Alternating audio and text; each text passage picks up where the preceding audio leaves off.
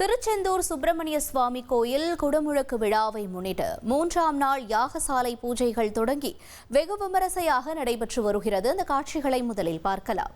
जगद्भुवे नमः मूर्ध्नि ओम सेन तत्पुरुष वचद्भुवे नमः वक्त्रे ओम सम अघोर विश्वभुवे नमः हृदये ओम सिं वामदेव रुद्रभुवे नमः नाभो ओम सम सद्योजात ब्रह्मभुवे नमः दक्षिणपादे ओम सोम सेम सुम सिं सम सर्ववक्त्र भुवोद्भुवे नमः वामपादे ओम सोम ईशान जगद्भुवे नमः ईशान मूर्ध्नि ओम सेम तत्पुरुष वचद्भुवे नमः पूर्वमूर्धने ओम सोम अघोर विश्वभुवे नमः दक्षिणमूर्ध्नि ओम सोम वामदेव रुद्रभुवे नमः उत्तरमूर्धने ओम सोम सद्योजात ब्रह्मभुवे नमः पश्चिममूर्ध्नि ओम सोम सेम सुम सिं सम सर्ववक्त्र भुवोद्भुवे नमः नैऋतमूर्धने ओम सेम ईशान जगद्भुवे नमः ईशान वक्त्रे ओम से तत्पुरुष वचद्भुवे नमः पूर्ववक्त्रे ओम सेम अघोर विश्वभुवे नमः दक्षिणवक्त्रे ओम से वामदेव रुद्रभुवे नमः उत्तरवक्त्रे ओम सम सद्योजात ब्रह्मभुवे नमः पश्चिमवक्त्रे ओम सोम से இது குறித்தான கூடுதல் விவரங்களோடு இணைகிறார் செய்தியாளர் பவானி. பவானி வணக்கம். இந்த திருச்செந்தூர் கோயில் குடமுழுக்குக்கான 3ஆம் நாள் யாகசாலை பூஜை பற்றின விவரங்களை பதிவு செய்யுங்க.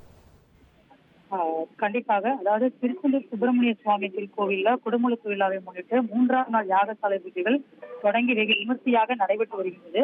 முருகனின் அறுபடை வீடுகளில் 2ஆம் படை வீடான திருச்செந்தூர் சுப்பிரமணிய சுவாமி திருக்கோயிலில் வருகிற 7ஆம் தேதி காலை குடமுழுக்கு திருவிழா வெகு விமர்சையாக நடைபெற இருக்கிறது. இதற்கு 10 லட்சத்திற்கும் மேலான பக்தர்கள் வருகை தருவார்கள் என்று எதிர்பார்க்கப்படுகின்றது. இதற்காக கோவிலில் இருக்கக்கூடிய ராஜகோபுரம் பகுதியில 8000 சதுர அடியில் 76 வேள்வி குண்டங்களுடன் கூடிய பிரம்மாண்டமான யாகசாலையானது அமைக்கப்பட்டிருக்கிறது. குடமுழுக்கு விழாவை முன்னிட்டு 7 நாட்களும் 13 கால யாகசாலை பூஜைகள் நடைபெற இருக்கிறது. இன்று 3ஆம் நாள் யாகசாலை பூஜைகள் தொடங்கி தற்பொழுது வெகு விமர்சையாக நடந்து வருகிறது. அதன் நேரடி காட்சிகளை நம்மால் பார்க்க முடிகின்றது.